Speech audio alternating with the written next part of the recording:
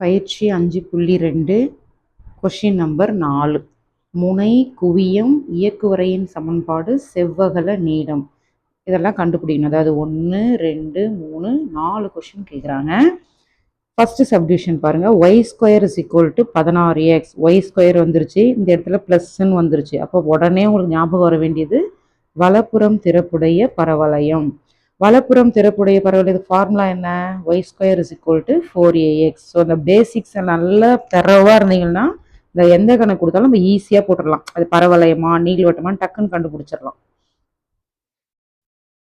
இப்போ இந்த ஃபார்முலாவில் எக்ஸோட கெழு என்ன? 4a. அதை இங்கே எழுதுங்க. கேள்வி கொடுத்துருக்கிற கொஷின்ல எக்ஸோட கெழு என்ன? 16. ஸோ 16ன்னு போட்டாச்சு. அப்போ ஏவோட ஆன்சர் 4. ஓகே, ஏ கண்டுபிடிச்சோமா? இப்போ 1/1 எல்லாத்தையும் போட்டுடலாம். முனை குவியம் இயக்குவரையின் சமன்பாடு செவ்வகலத்தின் நீளம். ஃபார்முலா என்ன? 0,0. குவியத்துக்கு ஃபார்முலா a,0. இயக்குவரையின் சமன்பாட்டுக்கு formula x is equal to -a. செவ்வகல நீளம் 4a. இப்போ இந்த பக்கம் திறப்புடைய பரவலம் தான் இயக்குவரை இங்க இருக்கும். அப்போ இந்த இடம் வந்து x is equal to -a இல்லையா? அதான் அந்த ஃபார்முலா எழுதியிருக்கிறேன். ஓகே, எங்கெல்லாம் ஏ வருதோ அங்கெல்லாம் நம்ம என்ன சப்ஸ்டிட் பண்ண போறோம்? 4ன்னு பிரதிட்டோம்னா நமக்கு இந்த ஆன்சர் கிடைக்கும். அடுத்து செகண்ட் சப்டிவிஷன் போகலாம். இங்கே பாருங்க, X square is equal to 24y. X square வெளியில் இருக்குது, ப்ளஸ்ல இருக்கு. அப்போ மேற்புறம் திறப்புடைய பரவளையம்.